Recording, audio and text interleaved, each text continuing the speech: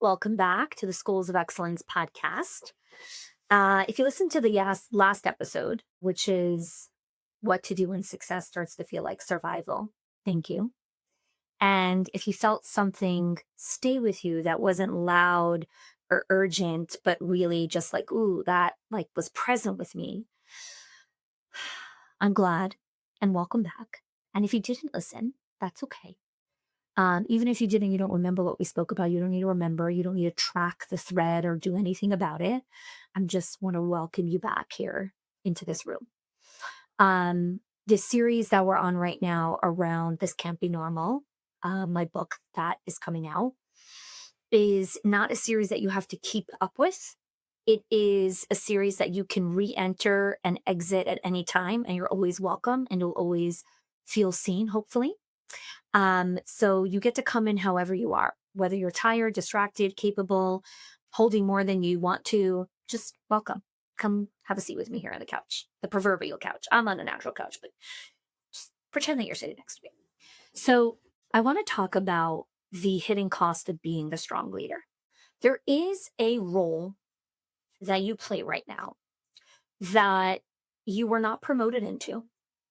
It's a role that is not the title in your email signature or a role that you were taught. This is how I stay safe. This is how I belong. This is how I'm allowed to take up space.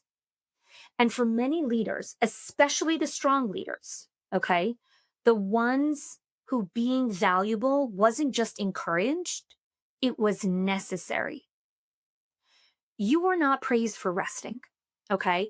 You were praised for handling it. You were praised for stepping in. You were praised for figuring it out when no one else figured it out.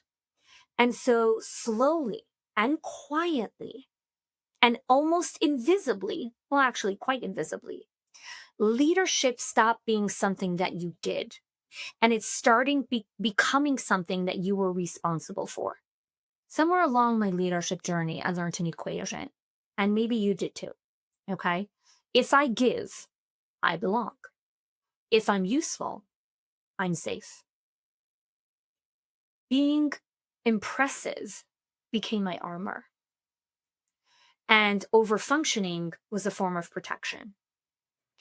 Not because I loved being needed, but because not being needed felt dangerous. Because when you learn to carry things so early on in life, not carrying something feels like abandonment. So I want to invite you into a little exercise here.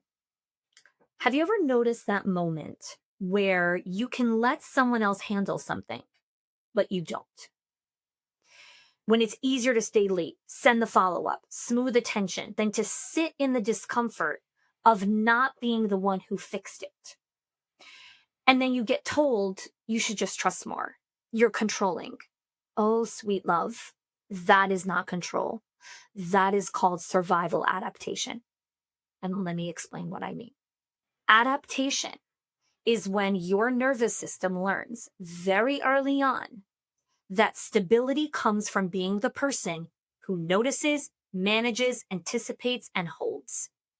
It's what you do when letting go in a previous version of yourself led to disappointment, chaos, being misunderstood, emotional abandonment, and loss of connection. And so to survive, you learn to stay alert, stay ahead, stay capable, and stay one step ahead. Not because you don't trust people, my dear, but because you learned not to trust what happens when no one's holding it. And so over time, your adaptation gets rewarded. Over time, you get praised for being reliable, promoted for being steady, respected for being the one who handles it. And eventually, what started as self-protection gets mistaken as your personality. What started as self-protection gets mistaken for your personality. So you start to believe, this is just who I am. I'm the person that does this. When really, that's who you were forced to become. So you struggle to step back. Delegation feels so much heavier than execution. Rest makes you restless instead of restorative. That there's nothing wrong with you. Okay? Your system is doing exactly what it's designed to do. The work of leadership in this season is not to rip apart your adaptation. It's to create safety. The work is to ask you very gently and very honestly, is this still serving me? What would it look like to let something else or someone else hold without losing myself in the process? So I want to talk about the invisible weight of leadership that we don't need. It's not just the tasks that you carry, okay? It's the emotional weight underneath those tasks. You are the one that holds worry so no one else panics. You absorb disappointment so the team can stay motivated. You anticipate needs before they're spoken. You notice shifts in tone and energy and edit yourself out to make everyone else feel comfortable. You keep things steady when nothing actually feels steady. You can have the most beautifully gorgeous designed org chart. But if I put a heat map over your org chart, all the pressure goes back to one place, you. So you can have the right lanes and the right seats and the right people on the bus and the right titles and have all the best SOP systems, processes, policies in the world. And all the pressure still comes to you because that's the invisible weight and it's not visible on an org chart. It's exhausting in a way that rest never touches. So I often talk about when I speak at events or I lead conferences or come to do, leadership retreats for teams, overgiving often looks like generosity, but underneath it is a quiet terror. It's not even fear. It's a terror. I don't trust that people will stay with me unless I'm useful or the source. So we offer light, warmth, competence, reassurance, certainty, but we keep all of the weight to ourselves.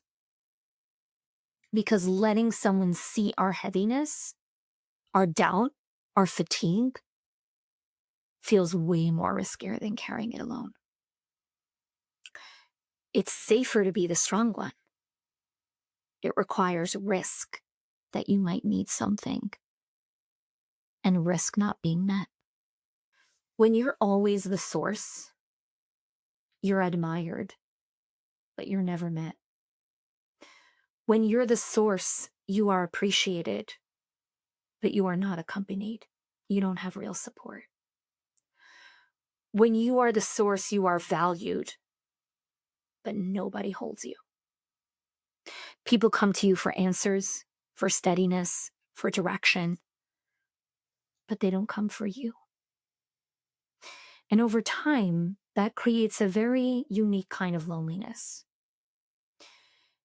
It's not only the loneliness of being unseen, it's the loneliness of being relied on without ever getting reciprocity or being able to be received.